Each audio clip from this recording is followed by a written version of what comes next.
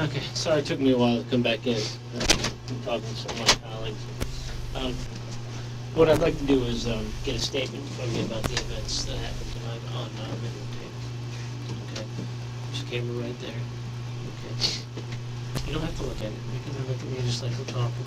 Okay, we're not on a TV show or anything. And there's a speaker right there. Okay,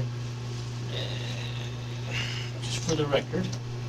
It's 4:02 a.m. on August 3rd, 2006, okay? And this is in reference to the homicide that happened inside your house at 1509 Swan Street, Northwest, correct? Correct. Okay, and for the record, could you state your full name, date of birth, address, and social security number? Victor Johann Zaborsky. Birth date is January 28, 1966. Social security number is 443-767185. And address? Mm-hmm. Address is 1509 Swan Street, Northwest, Washington, D.C. 20009. Where were you born? Philadelphia, Pennsylvania. Okay. I'm going to open the door and turn this fan off so we can hear a little bit better.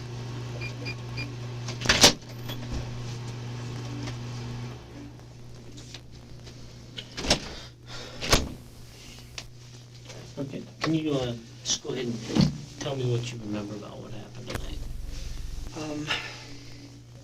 Well, it was, I had just gotten back from a business trip. I was in Denver and got home around 6:30. When I got home, Dylan was home. He was exercising in his room, and he had told me that Joe was at the gym. So I changed clothes, unpacked a bit, and then went to the gym. I got home probably only about 35 minutes later. It wasn't long, so probably 7:15, 7:20. Went upstairs, took a shower. Joe was already home from the gym, and Dylan was in the shower when I got home. And then I went upstairs, changed.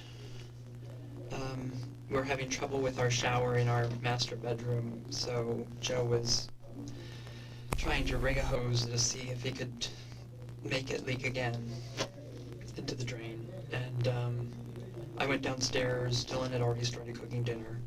I helped. We were having steak, so we were in and out the back door. And while we were cooking dinner, I talked to a friend of mine, lives in Silver Spring, and steaks were burning, so we went out there, got off the phone. We had dinner. We finished dinner. I don't know exactly what time. I'm guessing it was around 9:30. It was probably earlier than that because it was probably like 9:15 or so. Because we finished cleaning the kitchen. Just as we were finishing dinner, Joe remembered he had left the water running, and so he went up, and evidently it was dripping again, so he had to clean up the leak. Dylan and I went upstairs. Dylan went in his room. I went upstairs the rest of the way, talked to Joe, and that's when I went and watered the plants. I watered the ones on the roof first, and then I went downstairs all the way down to the main level and went out front and watered the front flowers. I came back in and went right upstairs to our bedroom, which is on the 3rd floor. By that time, it was probably like 9:45 or 10 till 10, something like that. We were at dinner. We were talking about how we wanted to watch a show called Project Runway, and so I went upstairs, started turning the television on and flipping channels, getting ready for bed, and couldn't find the station. Joe came up because he was still working with the drain, and he told me what station it was on. We clicked over to it, and we found out we didn't have that station any longer because he'd canceled part of the cable. So he went downstairs at that point, and I just was flipping channels, watching some other shows, and then he came up probably about 10 or 15 minutes later and said, try it again. So we went, and the show was on. So we were both watching the show, and the phone rang, and it was Robert. I had missed, because I had come down before then. I had come downstairs. Actually, it was probably when I was coming up the stairs after watering the plants out front is when I saw Dylan making the bed in the office. And I asked him what he was doing, because I didn't know we were having anyone come over. And he said that Robert was coming over, that he was working late and wanted to just crash at our place rather than going home. And then I talked to Joe, and I asked Joe, and he said yes, that's what it was.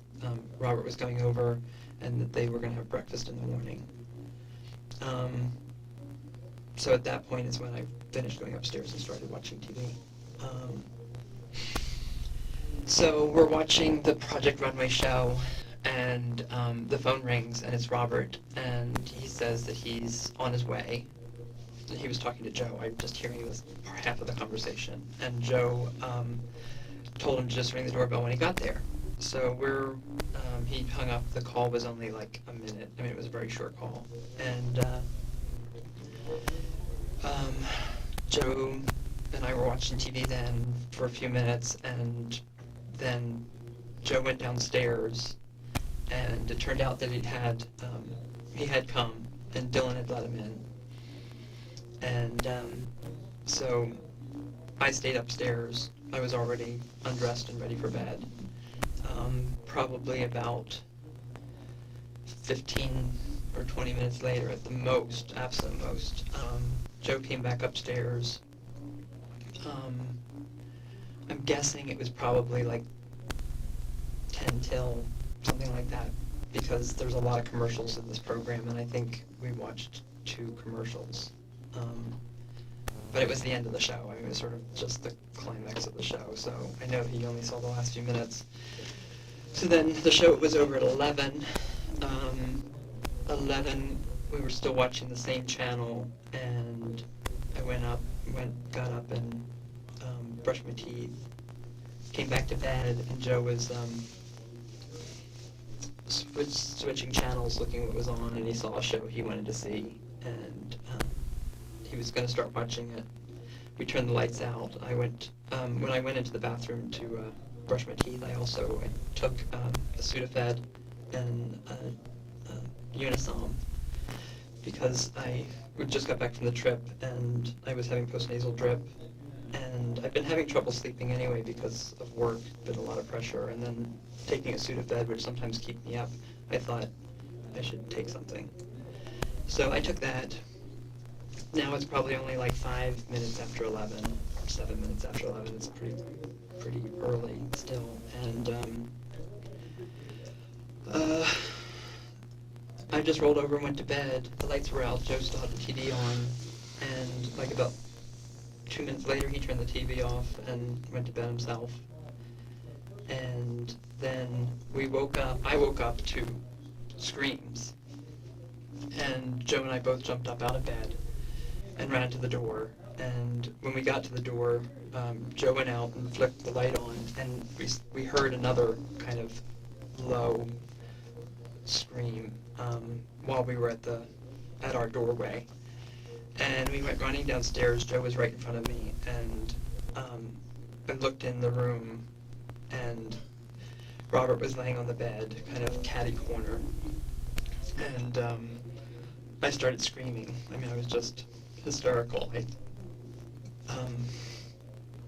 And Joe just told me to run upstairs. He goes, go back upstairs right now and dial 911. And he went over to Robert, and I went upstairs, and I called 911, and the operator picked up pretty quickly, and I told her that I thought somebody had broken in the house, and that I thought somebody was injured, but I didn't at that time know what was happening. So I walked back while I'm on the phone with her to the top of our landing, top of our stairs, and I can see Joe, and Joe saying, get an ambulance here right away, Robert's hurt. So I repeated it and said we needed help right away. And talked to me for a little bit, and then she told me Joe had said he was stabbed, and so Oh, Joe said he was stabbed? Yes, because when I was at the stairs, because I told her that he was stabbed on the phone, and she told me to apply pressure to the wound. So I grabbed a towel and I grabbed my robe and I went downstairs, and at that point Joe was already applying pressure to the wound. I gave him another towel, and when I was coming down the stairs, Dylan was in the doorway, and as I came, he'd backed up a bit and let me in, and I gave Joe the towel. I was still on the phone with the operator and was saying, we need help right away. Joe was like, what time is it? It's taking so long. And I asked the operator what time it was, and she said it was 11:43. And she said that earlier, and then again, she said I had to go to the door to let the ambulance and the police in. And I said I didn't know if anyone was still in the house. So I went to the window and opened up the shutters because they were completely closed, and I looked down, I couldn't see anything or anybody, and I, was talking to her and saying, we need help now, and then she said, they're on their way, they'll be there any minute, and then I saw the ambulance pull up, and then I looked down the street and I saw a fire engine, and I went downstairs, and opened the door and let them in. And then the ambulance attendants went upstairs, and Dylan came downstairs. We were both in shock, both like stark white and eyes as big as saucers. And was Dylan there when you got there? Downstairs? Yes. When I came down the second time, when I was on the phone, that's the first time I saw Dylan. And was that on the second floor? It was on the second floor. Okay. It was right by the doorway to the office. All right. And what was he doing? He was just standing there. What was he dressed like? He was in his robe. Okay. When I screamed, when we came down the stairs the first time and I screamed, I thought I heard the door chime. Okay. You thought you heard the door chime that time? Yes. But when you came down, you didn't see anybody. I didn't see anybody. Dylan wasn't there? No. Down on the first floor, no. Okay. I was the only one down the first floor. Dylan and Joe were still in with Robert when I went down to let the ambulance in. And but it was before that you heard the door chime. yes, it was much earlier. It was before I even called 911. It was when I was screaming. And you didn't see Dylan at that time down No. there, right? You No. didn't see Dylan anywhere. No. Okay. But Joe was with you. Joe was with me. Okay, was Joe in the bedroom the whole time with you before you heard the screams? Yeah, as far as I know, yes. But because you had dozed off. I was asleep. I woke up to the screams, and I remember hearing the screams and startling up, and I could feel Joe doing the same thing. Okay. And you and Joe are partners, Yes. right? And is Dylan in this relationship anywhere? Yes, he is. Okay. All right. And you and Joe have known each other how long? For over 6 years. And you've been together that long? Yes. What about Dylan? Dylan's been with us for about 4 years. Okay. Does he share an equal partner relationship, or no? No, not really. Okay. I mean, I think we're trying to develop it in that way, but it's... Okay, that's fine. You don't have to explain it any further.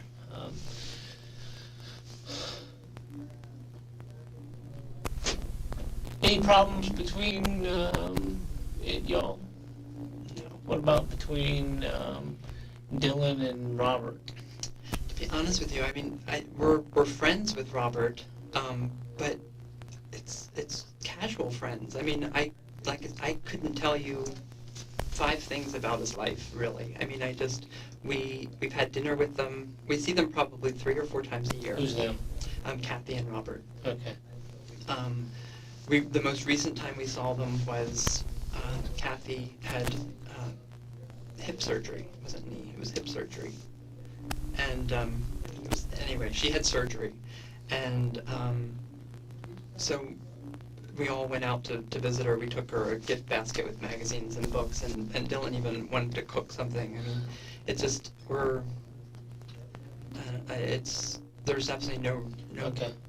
So what you're basically telling me, and we went over this earlier, is somebody came in your house. What you believe is somebody came in your house, Yes. through your back door. Well, first of all, over your fence, over your high fence. How high is that? 8 feet higher? Probably 9 foot. Okay, 9-foot wood fence in the back. In through your back door, took a knife out of your butcher's block off the counter in your kitchen, went up to the second floor, and stabbed Robert, and left the knife there, then left, without taking anything, without anybody seeing anyone. That's what I think happened. I think it was probably they were coming in to rob us, and Why didn't they take anything then if they were coming in to rob you? Why didn't they go to that first bedroom? that I don't know.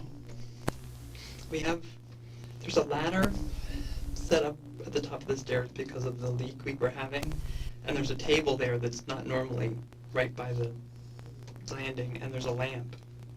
And I don't know what... Is that why the hole's cut out of the ceiling by the recessed lighting because of the leak? Mm-hmm. But I mean, you see why it's kind of hard for us to believe right off the cuff, right? I mean, someone comes in your house I don't see how it could be anything and else. stabs a guest that's not even doesn't even live there.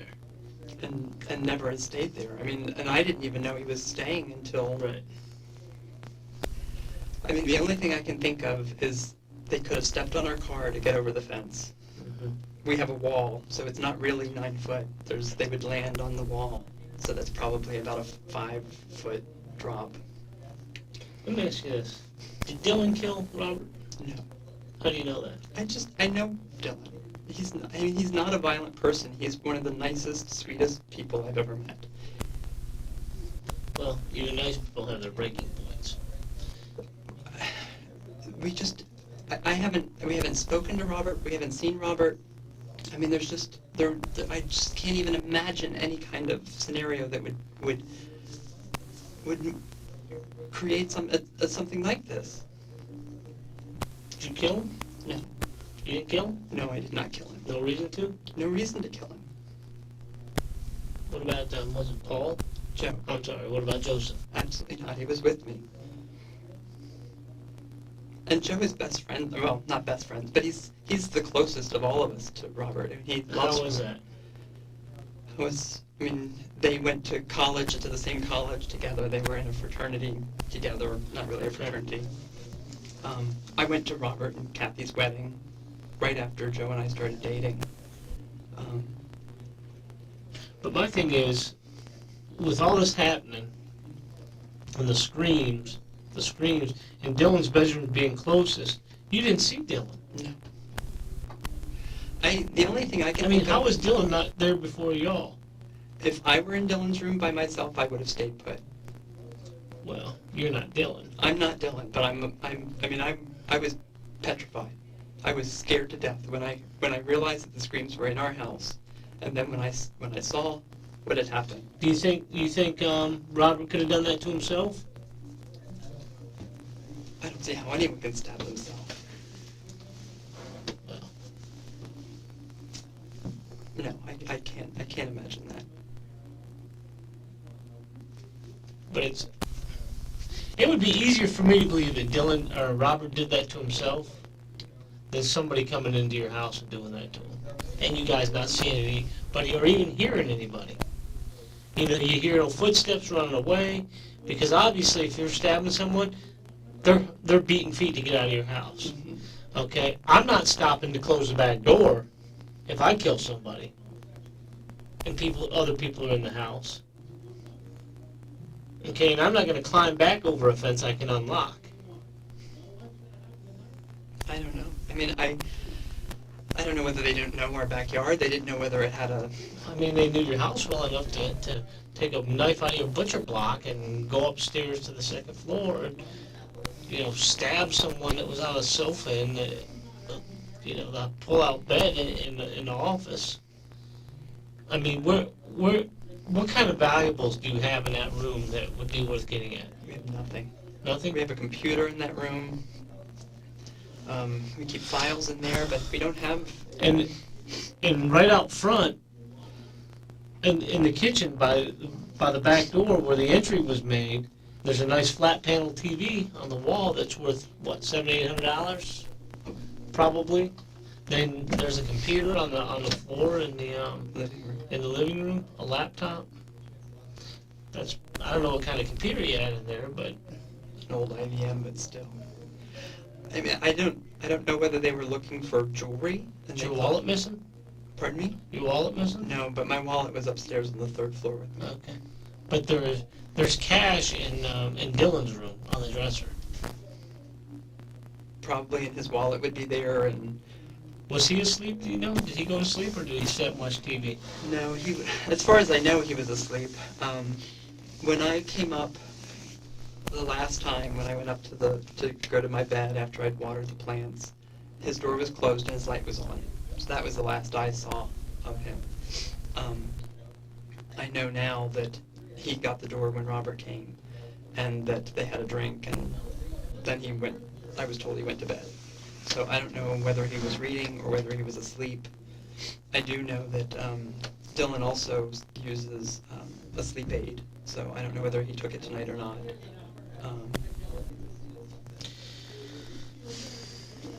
Yeah, it's quite a mystery we got working here. This is a good one.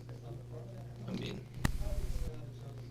4 guys in the house, 1 guy ends up dead, the other 3,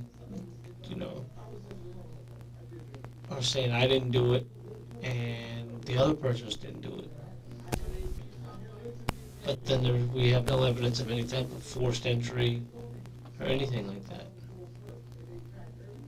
No motive. But there's no motive anyway. I mean, for us, that's why the only thing I can think of it was an attempted burglary. Because there's no attempted burglary about it. An attempt is trying to get into somebody's house. This is a burglary that actually happened, if that's what you believe. I don't know the technical terms. Right. Well, but my thing is, if it was one of y'all in the house, okay, say it was Dylan, right? I'm not saying it is, just say it was. Or even say it was Joseph, right? They gotta be, if it was Dylan, he's wondering, eventually they're gonna catch on, or they're gonna decide they want to tell on me. He's gonna get nervous, right? What do you think's gonna happen? I honestly cannot believe that any of us killed him. It's so absurd. I mean, there's no reason in the world. And I know both of them. We're family. But do you find any reason in the world why somebody's going to come into your house, take a knife out of your butcher block, go upstairs, and kill just one person in the house? What I would think they probably did is they came in, they grabbed the knife, they were probably looking around, they probably looked at the TV, looked at the laptop, probably casing what they were going to take. Those are things they'd have to, they're heavy, and they'd have to dismantle the TV. I think they went upstairs, they probably saw the big flat screen TV in the TV room. I think they probably walked by Dylan's room because of the clutter in that corner and just not even... But you could clearly see there's somebody in the bed from when you walk past the doorway. I could clearly see from walking past there that, hey, there's somebody Dylan's door sleeping was in that bed. closed. Dylan's door was closed. It was? I know it was closed when I came up to go to bed. Okay. But you don't know if it was closed when you came down and saw him with a knife in him, right? I don't know that, but I can tell you that I think it was because we were talking about the fact that it was so hot. And Joe told me, even when we went upstairs the first time to watch television, he closed the door. And he goes, I think it keeps the cool air in if you close your door. So we had closed our door, we had closed the bathroom door, and I would assume that Joe would have had the same conversation with Dylan. So that's, because, plus, we all sleep with our doors closed anyway. We have a skylight in our, in the hallway right outside our bedroom, and so we keep that closed so the light doesn't come in.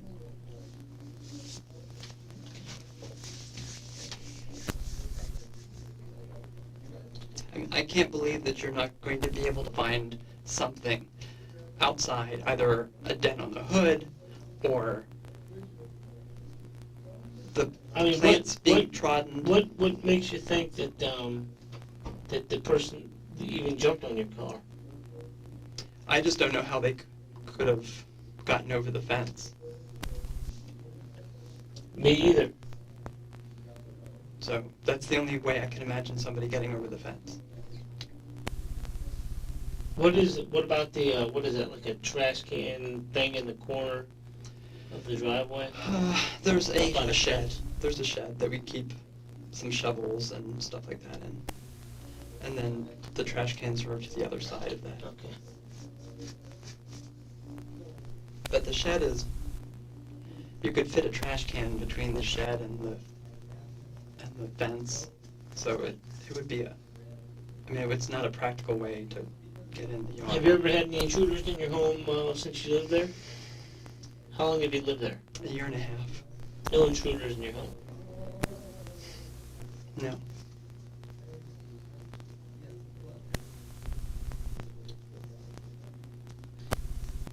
Either you, Joe, or Dylan have anything to drink tonight? Yes, we had wine with dinner. That's it? Yes. Did you finish the bottle? We did. The three of us did. I think we did, actually. I don't know.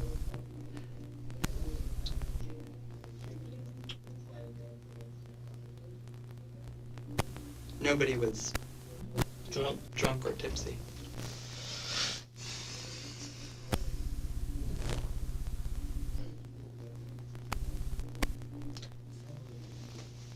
Smell any odors? Odd odors, like body odor smells? Do you recall? No. Do you know if Robert was having any problems at work? I haven't talked to Robert since since when I went to see his wife. So it's been several months. Okay. And I know he's changed jobs since then.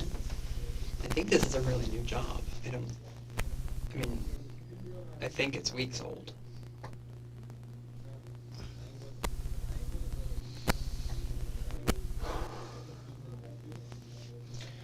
All right. Is there anything else? No. You need to use the restroom or anything? Could use some more water. Okay. Let me ask you this. How have you been treated since you've been here? Been treated pretty fairly? Yes. Anybody make any promises or threats to you? No. Okay. Right now it's 4:30 a.m. It's still the 3rd of August.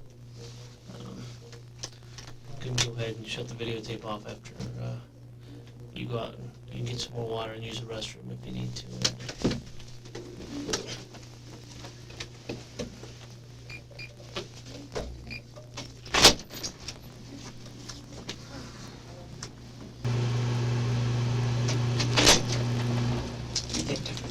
Victor. Victor, we got a tape running in here. I know that they took one statement from you already. Okay. The detective stopped that tape. We put a second tape in. It's Thursday, just for the record, it's Thursday, August 3rd, 2006, and it's about 5:30 a.m. Okay? And just for this record, this tape, give me your name. Victor Zaborsky. Okay. Victor, how do you spell your last name? Zaborsky. Okay. And Victor, you know we're investigating a murder that occurred tonight on Swan Street. Yes. Do you know the decedent's name? The person who was killed. Robert Wong. Okay. Okay. You've been here for a while, right? Yes. You've talked to a couple detectives? Yes. Okay. All right. We've done a lot of investigating since the time that you've been here. Now, you're not under arrest. You realize that? Yes. You're here voluntarily? Yes. Okay. And you've cooperated with the police voluntarily? Yes. You've stayed in this room voluntarily? Yes. And you made a statement to the police voluntarily? I did. Okay. All right. Nobody's threatened you in any way? No. Has anybody promised you anything? No. gave you any promises about what would happen if you said this or that? Anybody told you what to say? No, I was sort of threatened because they're talking about how there's three of us and that one person's going to turn. So I will say that somebody did say that. The sergeant said that to me. Okay. He said that there's three of you, and one of the three of you would turn on you? On somebody. Okay. But no police officers, or the sergeant, did he threaten you? No, his Okay. his tone was more aggressive than anyone else, and he was. I mean, we all want to know what happened. Okay. All right. But just to be clear, he didn't make any threats to you directly? No. Okay. All right. Well, since you've been here, it's been a while, a couple hours anyway, we've learned a lot about what's happened. While you've been talking to detectives here, there's been other detectives that are at your home on Swan Street. They're forensically processing, the fingerprints, the DNA, using these chemicals and different things to detect blood and things like that, talking to neighbors, that kind of thing. We've talked to Joe. You know Joe? Joe. Price? Yes, he's my partner. Okay. And Dylan? Yes. And you know Dylan? Yes. Okay. How are you with those guys? You okay with them? We're a family. Friends? Yes. All right. No bias No. against each other at all? No. Would they have any reason to lie about you, saying you did anything No. like that? Okay. We've learned a lot of things of what happened at that house, and we think we pretty much got a good picture of what happened. I know what you've told the other detectives. I've looked at your statement, I've talked to those detectives, and in comparing that with all the other information that we have, Victor, you're not being honest about everything. There are things that you're holding back. And let me tell you this. Whatever happened between the people in that house. Nobody broke into that house. That didn't happen. We know that for sure. Now, there's one person that's going to be guilty of murder for stabbing Robert. Anybody that tries to cover up for him is going to be just as guilty and charged just as if they stabbed him. You're shaking your head, but I'm telling you that's absolutely truth. That's what's going to happen. Now, if you're in the house, hypothetically, and a fight happens, and it gets out of hand, and somebody gets stabbed, just you being in that house doesn't necessarily make you guilty of anything. If after that you do certain things to try to cover it up, maybe in a state of panic, that can be explained. That doesn't necessarily get you criminally charged. But the further down the road a person goes with that cover-up, the more liable they are. Eventually they can be charged the same as a principal, the same as a person who killed them. Do you understand that? I understand that. Okay. I don't think you're telling us the whole truth about everything that happened, and I need you to tell the truth.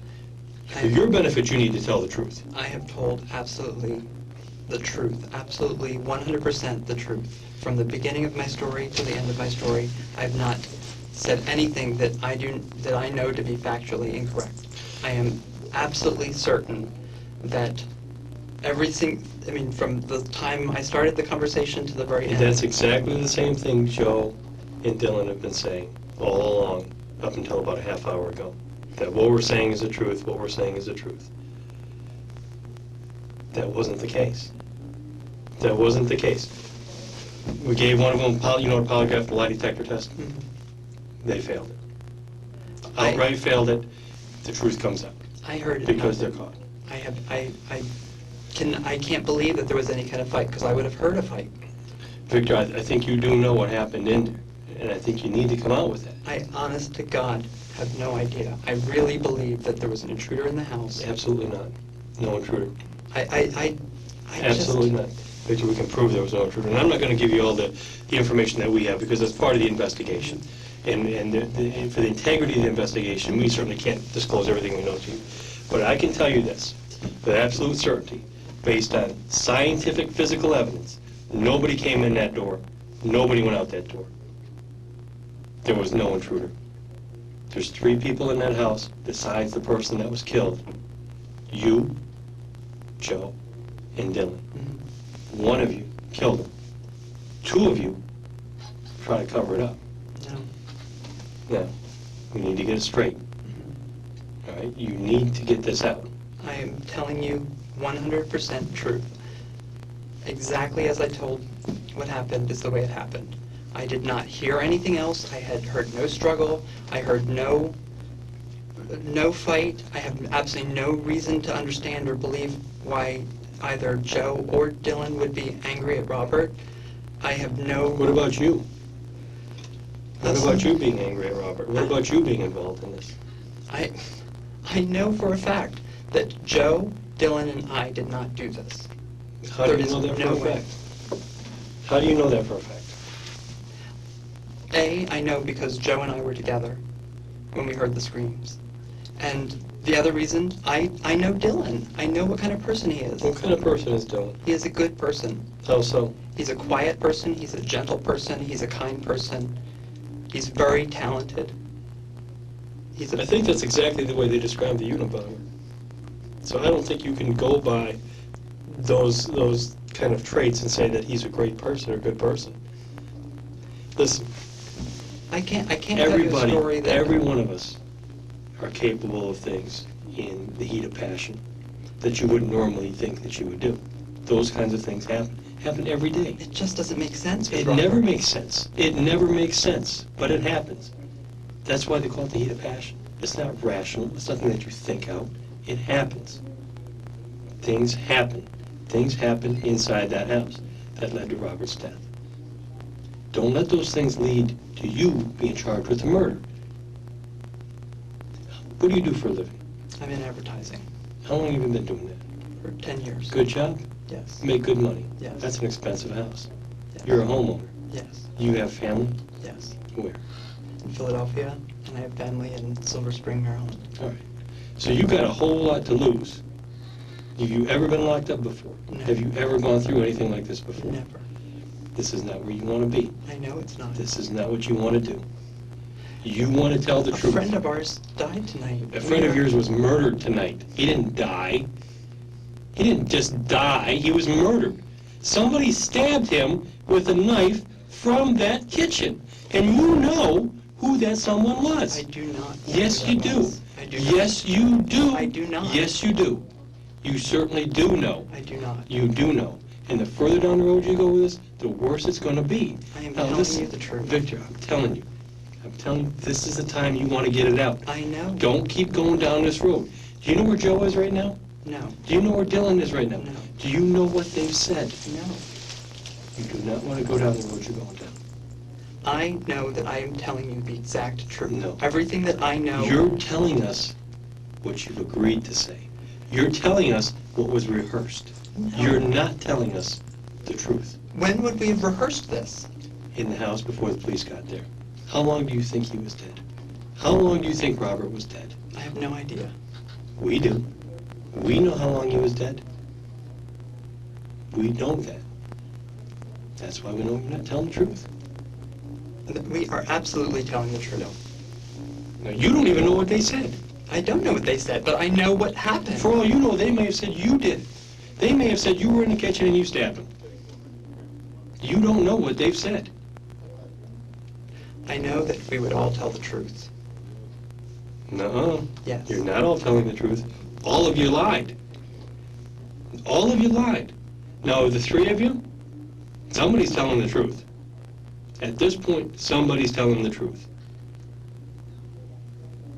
That's how we know the other ones are lying. Well, the truth It that can't I be- know is No, what I no, told no, you. no, not the truth that you know. There's only one truth. It's not the truth that you know, the truth that I know. There's only one truth. It's the truth about what happened in there. And the truth And is... you know what happened in there. Now, the truth is not somebody broke in that house. Nobody broke in that house. The truth is somebody in that house killed Robert. That is not. That is the truth. Whether it's a heat of passion, whether it's a romantic involvement, whether it's a jealousy thing, whatever the reason is, somebody in that house killed Robert. He killed Robert. Somebody killed him. Try to cover it up. It's not going to work. It is not going to work. It is not going to work. No matter how well that house was cleaned, you could not clean up that blood. No matter how well, listen to me, you cannot clean up that blood. That crime scene tells the truth. And that is why I feel very comfortable. You shouldn't feel I do, comfortable. because I That is know what you're saying. it is You exactly should what know happened. That is not exactly what happened, and there's no way that you're comfortable. Look at you. You're sitting in front of me shaking. I'm reading your body language. Listen to me, Victor. The two of us, we've been doing this for a long, long, long time. I can't tell you how many hundreds of people have sat where you're sitting now. This is what we do. I know. You get an instinct for things, and I'm sitting here looking at you. I'm sitting here reading your body language. I'm hearing what you're saying, but everything else is telling me that you're lying. Your friends are telling me that you're lying. Victor, somebody's getting charged with murder tonight. I'm telling you, somebody's getting charged with this murder. Now, maybe more than just one somebody. And you need to get the truth out. You got a whole lot to lose. You do not want to go to jail. Absolutely not. DC jail? I have told you No, the truth. no, you haven't told me. I have. No, you haven't, Victor. I have nothing else to add. I mean, There's things that you can add. There's things that you may not want to add, but there are certainly things that you can add. You haven't told the truth. Your story doesn't even make sense. It makes no sense. I don't even have a story. I don't know what happened. I don't know how it happened. I don't know who did it. I don't know how they got in our house. How they got in your house. Nobody broke into your house. Let that go. That charade is done. There is just no way. There is no way that somebody... Absolutely there's a way. I honest to God, do not believe it. Why don't you believe it? Because I know... Because you don't want to believe it. No. Because you don't want to believe it. Things happen. Situations get out of control. I can't even understand. There would be no motive. I mean, Robert is a friend of ours. A motive. Friends kill each other all the time. Husbands, wives, lovers, boyfriends, girlfriends. Friends kill friends all the time. That's what happens. That's what happens. What, you think this is something new? You know how many domestic murders there are in this city? Those are people that love each other. There was no fighting. I heard no argument. I heard no screaming. I heard no yelling. Victor, I swear. Victor, it ain't gonna work. It is not gonna work, regardless of what you may have been told by your friends. This is not gonna work. We haven't talked at all. Victor. I swear we have not Victor. talked at all. The only Bullshit. conversation we had was in front of police officers on the sofa and the chairs. Mm-hmm. Yes. Mm-hmm. No, it's not. No, it's not. Yes, it You is. have talked. You have talked. You talked to Joe, and you talked to Dylan. And one or both of them are talking to us. Now, you want to be the only one left out there? Yes, I want to be the only one left out there if that's the case, because I am telling you 100% the honest truth. That is not the truth. It is not the truth. That man was dead for a while. It's impossible. That's not impossible. It's not impossible. It's a medical certainty. Yes. Yes. Think about your story. A person breaking in? Nobody's going to believe that. Somebody breaks in to your house, goes into that particular room to kill Robert? Who would even know he was there? No. Absolutely not. The implausibility of that story, coupled with the physical evidence on that scene, absolutely nobody broke in that house. One of you in that house killed him. Yes. One of you killed him. Maybe you. One of you killed him. One of you killed him. Absolutely certain. Absolutely certain we're going to get to the bottom of that. Truth is always going to come out. Always comes out. I believe No that matter too. what. No matter how well people think they plan things out. And you can't plan things out afterwards. There's too much panic. I believe Things that get too. overlooked. I believe you. I absolutely believe You should, because it's absolutely true. It is absolutely true. And those evidence technicians will stay in that house for days recovering all of that And evidence. I hope they do, because They I will. hope they find the person who did this. Well, we know who did this. We have the person who did this. Finding that, I mean, there's no manhunt for a person. We know who did it. We got him. We got him. Now it's just finalizing everything. Just wrapping everything up. You cannot go to jail. I'm telling you from experience, as many years as a police officer, you will not last in DC jail. Those boys will eat you alive. That is not a place that you want to go. and you don't want to go there covering some bullshit up. I'm not covering anything up. You need to tell the truth. I am. Things can be worked out. People understand. There's different levels of homicide. Honestly, I am telling you exactly the facts as I know them. No, you're not. Yes, I am. No, you're not. There's things that you're not saying. There's things that you're holding back. No. Yes, there is. I know that. She knows that. You know that. Now, if you just want to say, I'm not going to tell you everything, that's fine. But don't tell me that you're being honest and you've told me everything, because, no, absolutely not. And you know what, Victor? You are not a killer. You don't have the heart for that. You absolutely are not a stone cold killer. We've talked to a lot of them, and it ain't you. I'm telling you, you don't have the heart for this. You don't have what it takes to go the distance in the game that you're trying to play. You don't have it. I'm not playing a game. Yes, you are. The game that you're trying to play is you're trying to cover up murder. You're trying to hide facts from the police. And we do this every day, day in and day out, all day long, with people a lot harder than you. Now, as far as murder cases go, this is one of the easier ones. Nothing complicated about this. All the pieces are there. It's just a matter of putting them together. And you can sit here and shake your head all you want, but at the end of the day, the truth is, you know what happened. You know what happened in there. I don't know what happened. Yes, you do. Yes, you do. You know what happened in there. And you need to come out with that.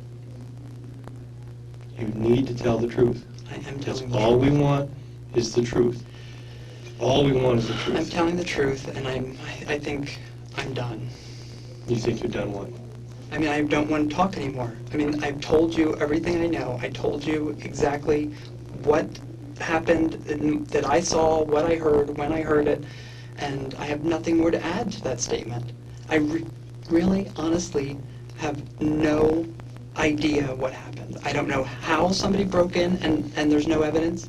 And I don't believe that. I think your team will find evidence because it's impossible that something else happened. Well, Victor, let me say this to you first of all. You're not under arrest. You are free to go whenever you want to go. Nobody's forcing you to stay here. You need to I understand that. wanted to cooperate. I mean, my friend was murdered. I know you want to cooperate. I know you want to, because I can read it in you that you want to cooperate. Every time I look in your eyes, I can see that you want to get it out. It's there, but then something stops it from coming up. Now listen, you're free to go. You don't have to talk to me whenever you don't want to talk to me. Okay. And I appreciate you cooperating. And I wish you would continue to cooperate. And I wish you would cooperate fully, because I think Robert deserves that. I think his wife deserves it. Absolutely. And if you're a true friend, you would. But it's up to you. It is up to you. This doesn't end this morning. It's Obviously, this doesn't end this morning. I mean, my life will never be the same. no, you're right. It will never, ever, ever be the same. Because of this one incident, it will forever be changed. The degree at which it changes is something you have a little control over at this point. Now, later on down the road, you might not have that option anymore. You might not have that control. And your life really may change. I've told you everything I know. I told you the sequence of events. I told you the times the best as I know them to be. And I really have nothing more to add. So I would either like to go or have an attorney. Okay. That's fine.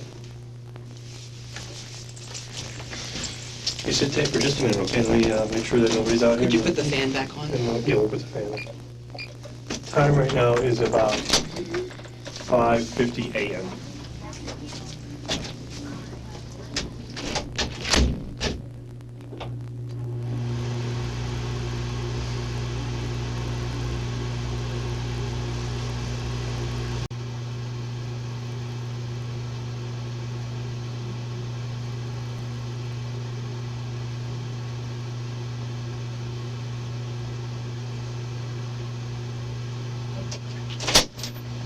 Hey Victor, sorry. I was talking to Joe, and just need to get a couple things. They probably asked you all your name and all that. I want to get it all myself, okay? And I was talking to the other detective, and he said that you wanted to have a lawyer, and I just wanted to make it clear that, you know, you guys came back, I guess because I came out and spoke to you, that, you know. At the end of the last discussion, they were basically asking me over and over the same thing, and you know, I had nothing else to say, and I didn't know, I really didn't know where they were going with their questioning, and Right. so I'm happy to tell you what happened. Okay. I just wanted to make sure that, you know, that you're here voluntarily. I am here voluntarily. Okay. I will tell you, I am absolutely exhausted. I understand. My adrenaline is gone, and Right. I am just. Okay. All right. Well, we're gonna get through this. It's not gonna take very long, and you guys will be on your way. Get your rest. I'm sure I'll be talking to you many times after this, but for now, you can understand how Sure. important it is for me to get what I need out of this. Okay. Absolutely. All right. And your last name is. Zaborsky. It's Caborsky. My first name is Victor, Victor. Middle name. Johann, which is Johannn. All right. And you live at 1509. 1509 Swan Street, Northwest. And your date of birth.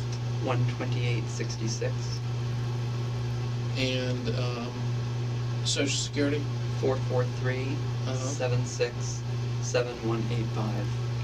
And you have what's the home phone there? 202-265-3444. And do you have a work number? Yes, 202-220-3515. And where's that at? It's the International Dairy Foods Association. And you have a cell? Yes, 202-309-3828. I don't have it with me, it's in the house. That's fine. All right. Why don't you go ahead and just start and tell me what happened? Well, Let me ask you this. How do you know Robert? I know Robert through Joe. Joe and I have been together for 6 years, and I met Robert and Kathy just before they got engaged. I would say probably like 5 years ago, and went to their wedding. I would consider them personally friends, not like they're very close to Joe. I see them probably like 3 or 4 times a year. We've gone out to their house twice. They've come to our house for dinner probably twice, and they've come to some parties that we've had at our house. Last time I saw them, because I didn't actually see Robert tonight until after this happened. Last time I saw them was probably in May or June, I don't remember exactly, but Kathy had had hip replacement surgery, and Dylan, Joe, and I went out there on a Saturday and took a basket of things for her to entertain herself. So that's how I knew them. Okay. And then tonight, Um, did you know he was coming over? I didn't. I've been on a business trip. I was in Denver, and I got on an earlier flight. So I got home, or got into Dulles at around, 5:30, 5:45. I had a car pick me up, and I got home around 6:30, and when I got home, I had talked to Joe in the car on the way, and he was on his way home from work, and he said he was going to the gym. And so when I got home, Dylan was home. He was exercising up in his room. He told me Joe was at the gym, so I decided I'd go to the gym. I was only there for like 30 minutes. Came home. I never did see Joe until I got home. And Dylan was in the shower when I got home. Joe was, I think, already showered. He was upstairs in our bedroom changing. And then I came up and changed and took a shower. And then we've been having plumbing problems in our top floor bathroom. So Joe was trying to explain to me what he's been doing, trying to figure out the problem. And so he was doing all these experiments with running water down it. And I went down and helped Dylan with dinner. So we fixed dinner. I mean, one of the things that we had steak on the grill, and Joe came down at one point and said, "Oh, Victor, you have to call. We have 2 children with a lesbian couple in Silver Spring, and he goes, you have to call Alec. He has big news." So I called Alec. I'm the grill person, and anyway, he lost a tooth and he rode his bike for the first time without training wheels. So I was talking to him, and I look up, and all of a sudden there's this huge plume of smoke, and so I yell at them, and they went out and threw water on. Anyway, we finish fixing dinner. We sit down. We have our dinner.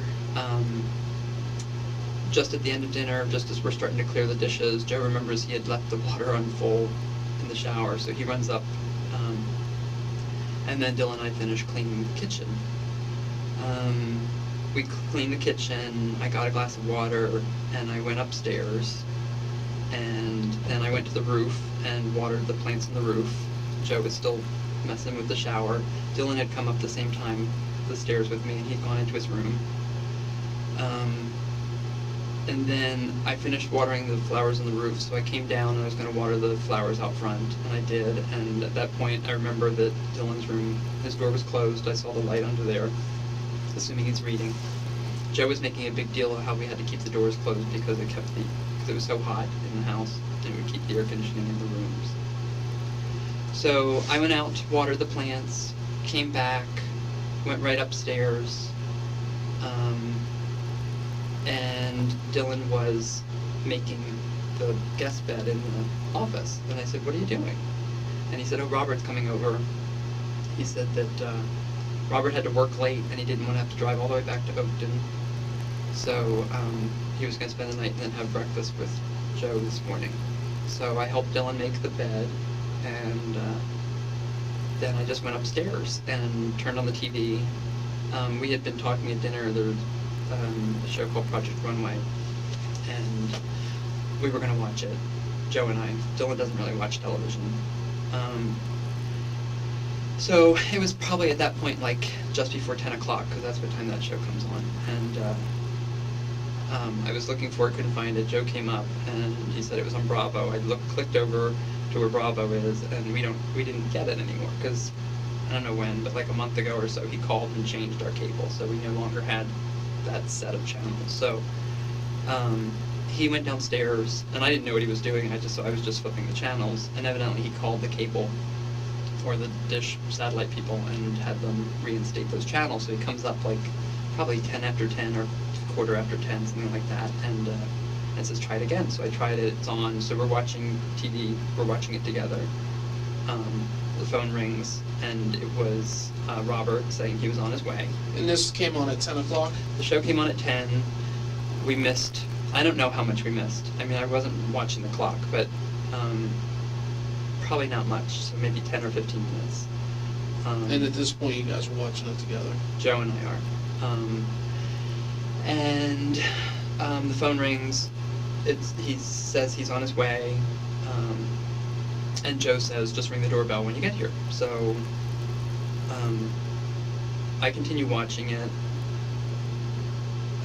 Joe went downstairs probably about 10 minutes later or something like that, and evidently Robert had come and Dylan had gotten the door, and so they stayed down there. I was already ready for bed. I was just in my underwear, and coming back from the trip, I was tired. I really didn't want to chat, so I just stayed upstairs. So that's all I knew, at least at the time of that. Then Joe came up probably at 11:15, and I'm guesstimating that time based on where the show was, because I think there were 2 more ad breaks that he watched with me. And they kind of crunch everything at the end, so maybe 10 till 11 even. And we watched the end of the show. The show was over. I went into the bathroom. I have postnasal drip from my trip, so I took a Sudafed. And then I saw we also had Unisom, so I took a Unisom because I thought the Sudafed keeps me awake. And So I took a Unisom and a Sudafed, and I went to bed, and I fell asleep pretty quickly. Next thing I know, I woke up with the screams. I did not hear the chime. I was sound asleep, so I heard these sounded like a really low, breathy grunt kind of sound, but it was loud. And so I jumped up. Joe jumped up beside me. We were both sort of, what is that? What is that? We run to the door of our bedroom and opened the door, and we heard another kind of grunt, and flipped the switch on in the hallway, and we both start running down the stairs, and Joe was just in front of me. And then we got to the doorway of the office and saw Robert laying on the bed, and I just freaked out. His eyes were rolled back. He looked very pale.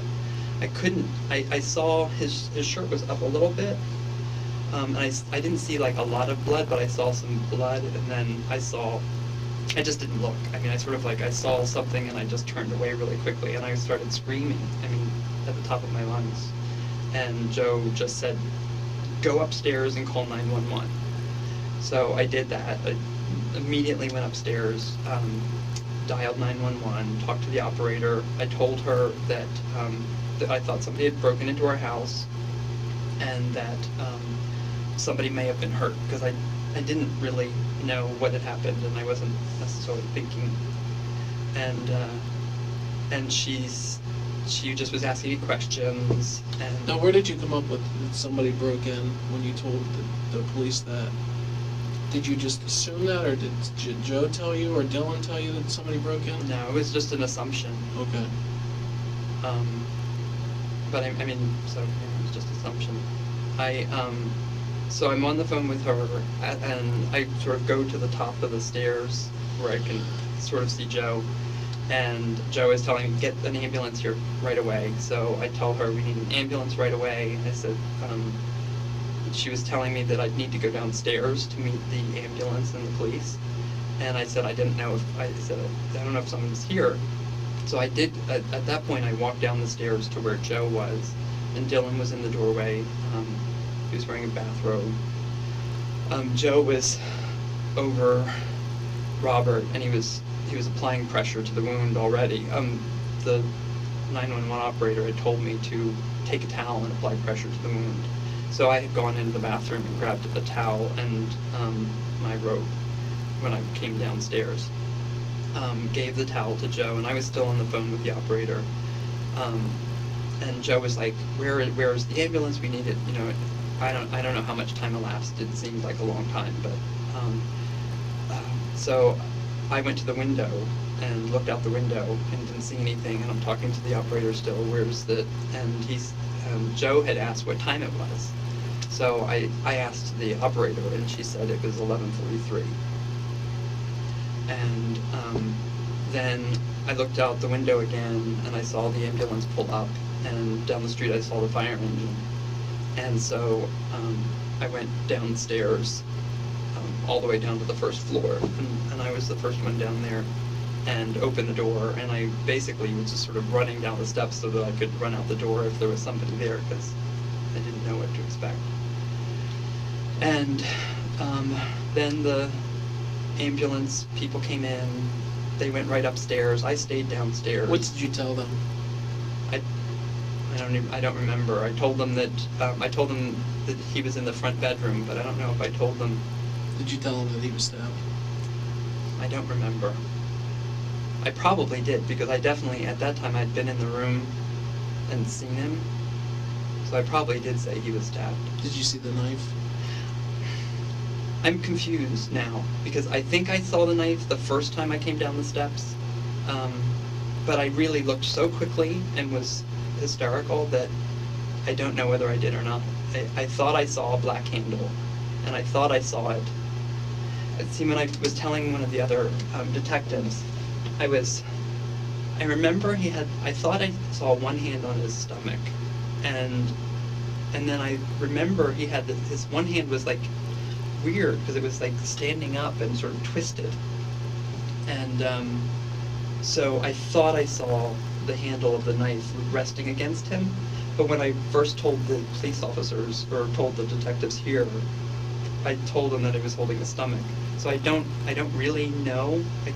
I know he wasn't holding his stomach with both hands because I vividly remember now the hand because it was so awkwardly positioned.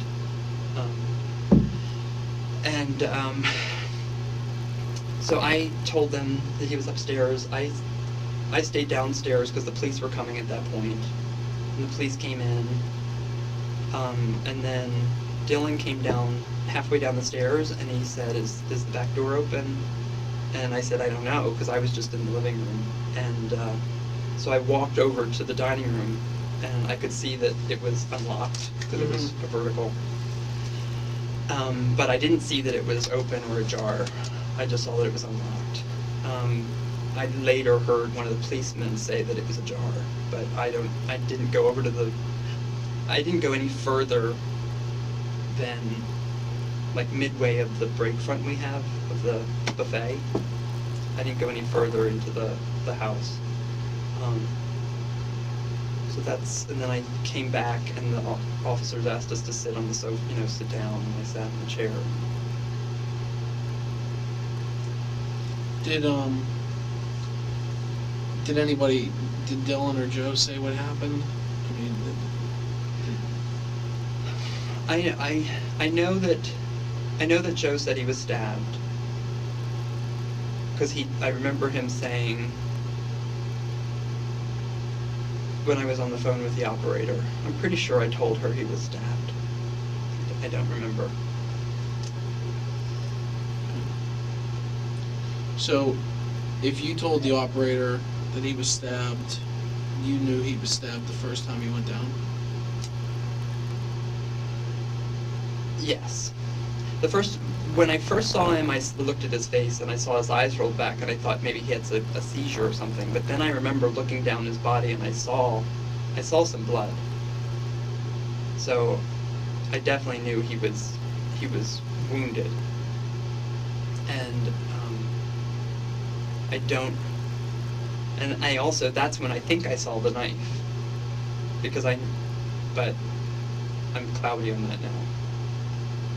But I remember, I thought that when my first glance at him was with the knife sort of by him or on him, he was sort of leaning up against him. Let me ask you this. If you were to want to get into the back of your house, how would you do it if the gate's locked? I really don't know. I've never had to do it. My assumption is that they climbed on our car and sort of catapulted themselves over. If we rolled that out, that they didn't do that? I don't know whether you can. I don't know whether you can hoist yourself up. I know it's a lot easier to get out because of the ledge from the brick wall. Let me ask you this. If somebody ran down the steps, would you hear it? I would think so. Did you? I didn't. You heard, because you heard... I heard the cry, or the screams, or whatever they were. They were very low. Like when I screamed, when I got hysterical, I was like pretty high-pitched screaming and loud screaming. What I heard that woke me was like a breathy kind of so it was very different from... Right. And, it was... But we were running down the stairs ourselves, so I don't know whether I'd hear somebody else. I did, and I don't, and again, I question my own memory now, but I thought when I was screaming, I heard the chime again. So so that could have coincided with our running down the stairs. So right after you heard the grunts, you went down? We heard the grunts and we were in bed. We jumped out of bed and sort of ran to the door and paused because we really just didn't know what it was. And then we heard another kind of grunt, and by that time our door was open, and we could tell it was inside the house. I mean, it was, because we have a brick wall shared with our neighbors, which sometimes we hear their baby cry and things like that. So, you know, I wasn't sure that it was, I really didn't know what it was. But when we were at the door, I could tell it was in the house. So the grunting was still going on It stopped. I mean, literally, like, we opened the door, and that was the last sort of grunt I heard. And, but it was loud enough and close enough that I knew it was, like, in our house. So when you went downstairs, Joe went in to see Robert, Mm-hmm. and where was Dylan? I didn't see Dylan at that point. I honestly didn't look around or anything. I mean, I saw Robert, and I sort of backed up a little bit. You know where the stairs are. There's a little sort of landing there, Mm-hmm. and I was like grabbing my head and screaming, and Joe just kind of grabbed me and said, "Go upstairs and call 911." So I like dashed up the stairs. I mean, it was immediate. So I didn't look around to see if Dylan was coming out of his room. I really didn't see him until I came down the second time when I was on the phone with the operator. And at that point, he was in his robe and he was standing by the doorway. And he looked just, you know, white as a ghost and shocked, just like Joe and I. We were just all. Alright. Is there anything, I mean, did you notice anything missing, or, you know, if anything was taken out of there? We or- really didn't look around, but I didn't notice anything, and our downstairs is very, I mean, it's a very nice house, but we don't have like silver or, I mean, I don't know. I just don't know what type of things. We don't even have that. We have some jewelry, but that's up on the third floor. Some rings and some watches and things. I mean, that's what my guess is what the person would have been after, is something very easy to stuff into a pocket.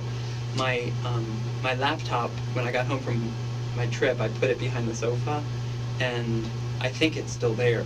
I think it was still there when I left. And that was literally right at the end of the sofa. That's the only thing I can think of on the first floor that would be like easy to grab, that would be worth anything. But even that, I mean, it's an old IBM, but they wouldn't necessarily know that. Other than that, we don't have, I mean, I don't think there's anything worth taking. And the other police officer asked me if we kept anything in that office, and we don't. I mean, it's really, we've got the computer in there, and there's files, but we don't have a safe, or we don't keep any of our valuables. I mean, I guess the only valuables we have are some rings and some watches, and they're upstairs on our dresser. And I don't think Dylan has any jewelry. If he does, I mean, it would be costume stuff. Alright, it's only gonna be a couple more minutes, okay? I know you're tired, you probably wanna get out of here. I gotta go talk to Joe another minute, I'll probably come back, talk to you for another minute, and you'll be on your way, alright?